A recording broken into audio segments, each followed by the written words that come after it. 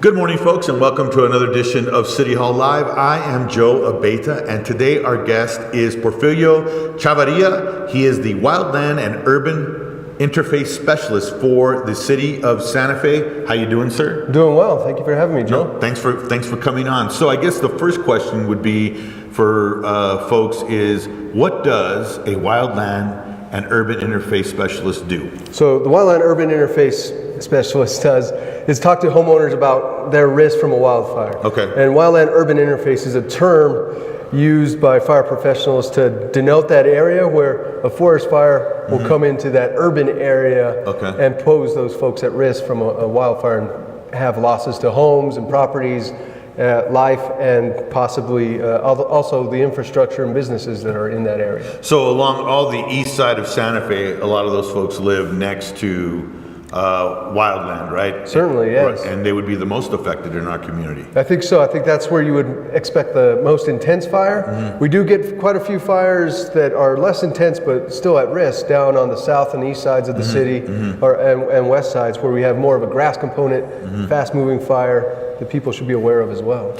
Yeah, so what you guys do is, part of your job is to make sure that folks can, what they can do to prevent it if something were to happen, to be proactive rather than reactive, right? To get things prepared in case something does happen. Correct, and we offer quite a few services to help people do that. So we go out and we'll do assessments for people on their property and walk around their property and give them recommendations on what they can do to reduce their risk. Small things, usually talking about where would an ember land on their property and how can they, what would it burn, and would that end up starting their house on fire? Another thing that we do is we work with a homeowner on trying to come up with a plan that they can do to mitigate the risk on their property, as well as we offer green waste pickups during the months of May through September. Well, we'll go out once a month, and if people have done some mitigation work on their property, cut some green trees and some some vegetation around their properties, put it on the curb, we'll go out and pick it up. How much does that service cost? No, we do it free of charge, as long as you've contacted me and we've worked with you and talked to you about, done an assessment on your property. We'll go out there and pick it up. So you guys can actually go out and check their work, say, hey, listen, this right here, it's really good, or hey, what we would suggest is maybe you do this, because that would help you out. Exactly. Okay, so it's this, how long would you say this kind of assessments have been going on? Do you think in recent, do you think it became more sensitive and in the limelight for folks since the big Los Alamos fire a couple years back, or was this going on back then as well as far as assessments go? Well, our assessments, we've been doing them since 2013, so a little bit after that. Okay. We did a larger neighborhood kind of level assessment in 2006. So we have been addressing this issue, and from that assessment, we decided that, hey, there's this parcel level that needs to be done on the property level, kind of assessments that need to be done, and we just didn't have the workforce. And since then, we've been able to apply for grants and kind of built up a crew, and now we have 5 permanent funded folks from the general fund to do this work a year round. So like, let's say, I mean, I know that California got hit, right? And and I don't know if you do know this, but on a national level, are there folks like yourself, like your team, that would go out and do these kind of services? And because it seems to me like California would be like the highest risk of all, right? The epicenter of fires. Well, and I think that part of this whole thing is creating community resilience and building those networks that are in place that are doing this to share ideas and best practices and understand what other people are doing in different communities. And so the city of Santa Fe, our department is involved with the Fire Adapted Communities Learning Network, which is a national network of practitioners, not just fire departments, but also foresters and other land managers and nonprofits and a whole wide variety of groups from across the country that are doing these things. They're doing great stuff in Washington and Oregon and Flagstaff and Arizona and Southwest Colorado. A lot of partners, a lot of people doing different types of things, different approaches. And a lot of that information and stuff we've taken and brought it here to Santa Fe. How's the community been to you guys? Receptive? Like, hey, we would love to be able to do an assessment and to prepare our home for something like this. Yeah, I think we've done, so since 2013, we've done about 2,400 assessments on properties. Wow. Of those, I think about 30% we've actually talked with people and walked around with with them and talked to them about their risk and what they can do, and worked with different landowners on what they can do. We have a variety of partners here in Santa Fe that we've worked with that have also assisted, like the Forest Stewards Guild, the Nature Conservancy, along with the Forest Service and State Forestry from New Mexico. And so just a whole host of partners to get out there and do some of this work. The Santa Fe Watershed Associations has been a great partner as well. And I mean, we've been blessed, right? That nothing has come close to that, as far as I know, right? Yeah. I mean, as far as any kind of catastrophes or anything like that. We've had some small fires in our watershed, and our watershed provides 40% of the city's water. It's the most easily treated amount of water that you can grab from that source of supply. Yeah. It takes the least amount out of treatment. It's readily available. And a loss to that or an impact to that system would certainly impact the city as a whole. So, yeah, we've been very successful in suppressing fires, but so that means that all this growth has been able to grow without fire coming through in, because all these systems out there are adapted to fire. They need fire in their ecosystem, and without it, they continue to grow and regenerate, and then you're going to have one big mega fire at some point. And is your department also in charge of the thinning and making sure that there's some kind of a pattern, if you will, out in, say, the trees and the burnable? So most of that land, most of our watershed's in the national forest. Okay. So we work with the Santa Fe National Forest, the Forest Service, to do the thinning, and they're in charge of the contracts. But we've worked with them constantly on what they're doing. They do have a new project out in Black Canyon, near Hyde Park Estates, out in that area that they're planning on doing this fall. Okay. All right. Well, that's great. Okay. So it sounds to me, I mean, and factual-wise, you guys have been doing this now. People have been receptive to the community.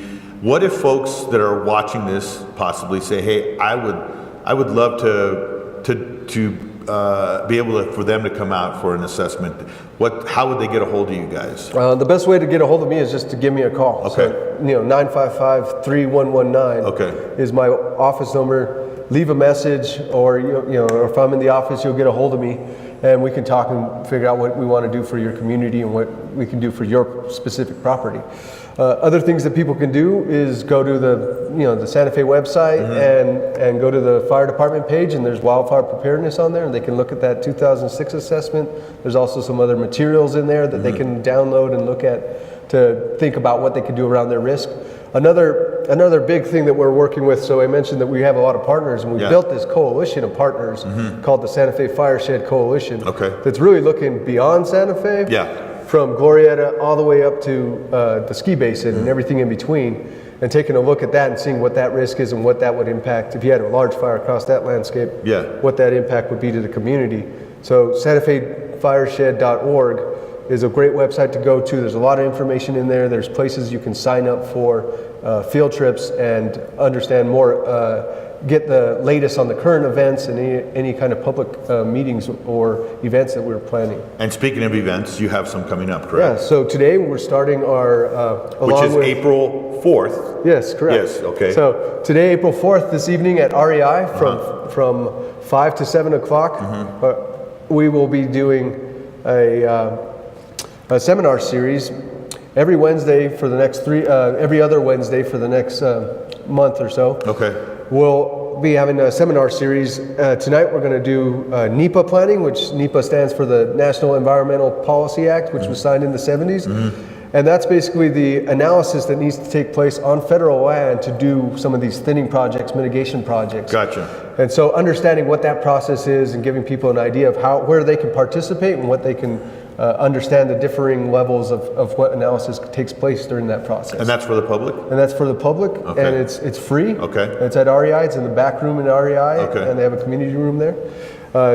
In 2 weeks, we're going to have another seminar on smoke. Okay. and talk about what the health effects of our smoke and what's the difference between wildfire smoke and prescribed burn smoke. Okay. Not a whole lot of difference. Really, the big difference is the quantity and the longevity of it. So in wildfire, you can't really control how much burns at one time, and those can go on for days and days. In a prescribed burn, you really have a lot more control on how much smoke gets put in the air at one time and how many days that exists.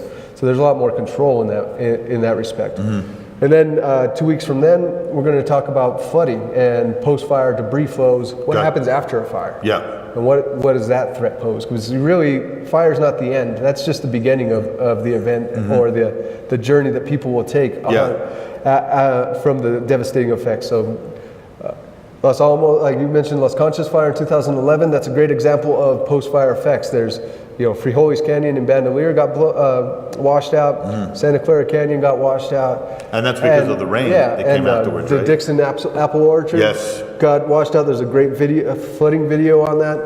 And so all those are out there and really taking those lessons learned from them. I mean, they're still recovering. They still get flooding events now. It's been 6 years later.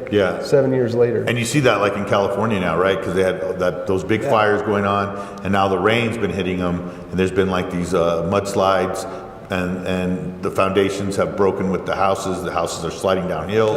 That type of thing. So it's an effect thing. Let me ask you that, just kind of as a side note. Is there anything to prevent something like that? Like if you know, like, hey, listen,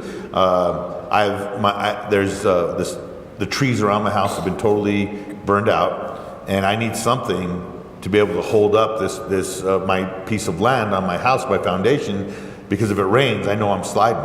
Is there anything like that? Is there prevention for that? Well, I think there's some proactive things you can do ahead of the main fires to try and prevent the vegetation from completely burning all the way. Oh, okay. So you want to stop that. So thinking like how a fire would move, it's a series of ignitions. So you need to put some space between some trees. Break up the continuity of the vegetation, and try and do things right around your home to protect the home so that that doesn't burn either.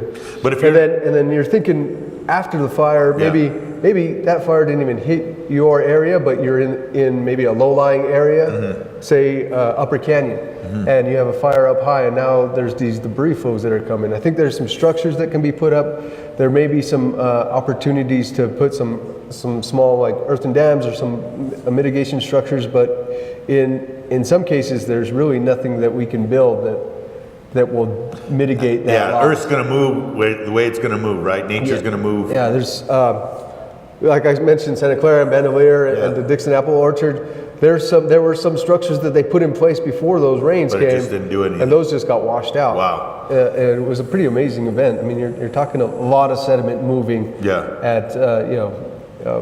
It's pretty amazing.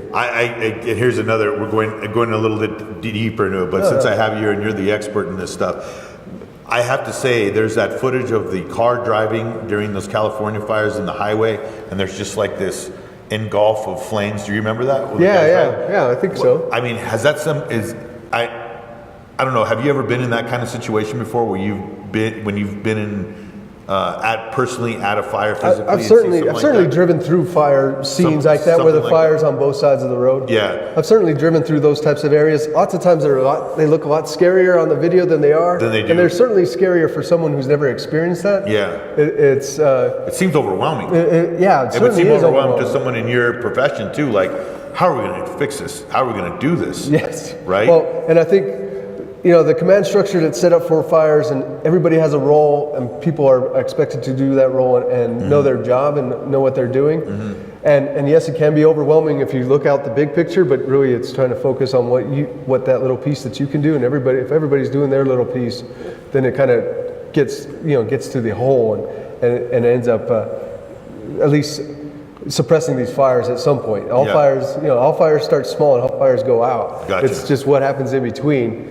And so it's trying to figure out, what's the best way to attack these things. And the way we do attack these, we're not going to be putting people in front of these fires. We're trying to get people out in front of the fire. And then we're starting at the back of the fire and working on the flanks and just herding it around, hoping the weather changes in our advantage. Gotcha. And typically here in the Southwest, here in Santa Fe, that means monsoons.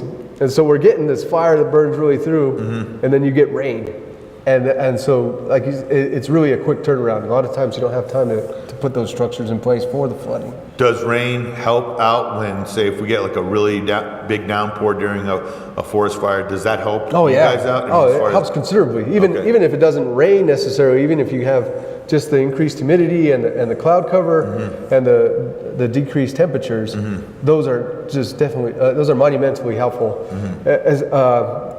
And anything that stops the wind, because lots of times the wind's driving the main fire and pushing it through where it wants to go. And are we in the end season right now for fires now? We're just starting. We're just starting. And we're starting early. So fire season is definitely here. I would caution people to understand that they are in fire. It's, this is the time when you need to really start thinking about what are you doing out and about. Are you, make sure your car's well maintained when you're driving around. Don't stop over tall grass. If you're doing any kind of yard work or working with lawnmowers or chainsaws or anything that can make a spark, make sure you got spark arresters on things. Make sure you're not out there, doing something stupid where you're going to make a spark or start a fire out there. And be real careful with cigarettes and make sure you put those ashtrays, use those ashtrays in your car. Yeah. You don't need to be flicking those outside. And all those other prevention types things of whatever could make a spark and start something on fire. You don't want to be that person there. Yeah, and you don't want to, like, say in your backyard, go and burn a bunch of trash and debris in a real windy type of situation. Yeah, and next month, barbecue season's going to start coming up. Yep. And you really want to be careful with that. I love a good barbecue, but take some precautions. Get a fire extinguisher out there, put a hose with a bucket, some water.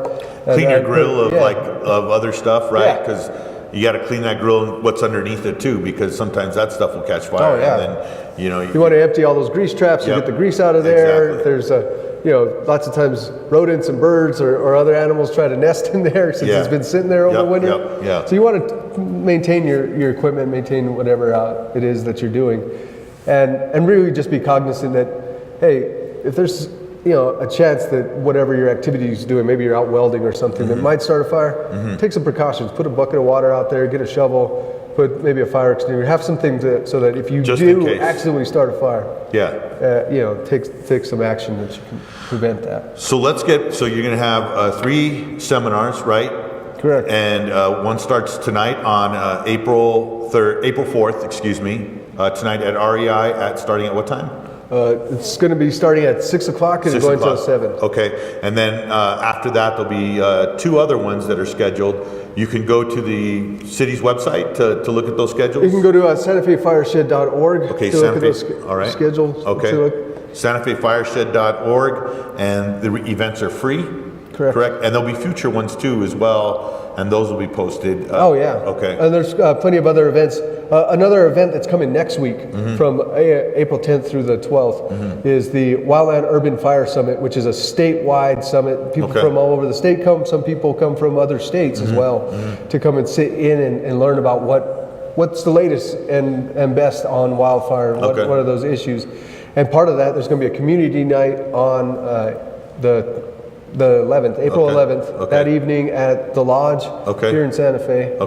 And free event. If they go to the Fireshed website, there's a banner on top. They can RSVP so that we know who's coming.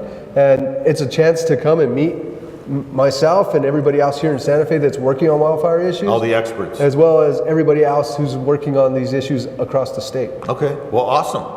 That's great. Thank you so much.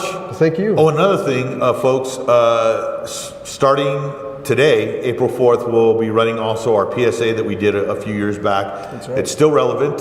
It's you still follow what they say on there, so be on the lookout for that on the channel as well. Thank you. All right. Thanks again. Porfirio Chavarria, the Wildland and Urban Interface Specialist, and we found out what that was today. So you learned something new if you didn't know what that was. So folks, thanks again. I want to thank our director, producer, Christina McCandless, for being behind the tech today. Want to wish Adrian Avite a good day. She'll be back soon. And folks, thank you for watching. This has been City Hall Live. Have a safe week. Have a great week. Adios.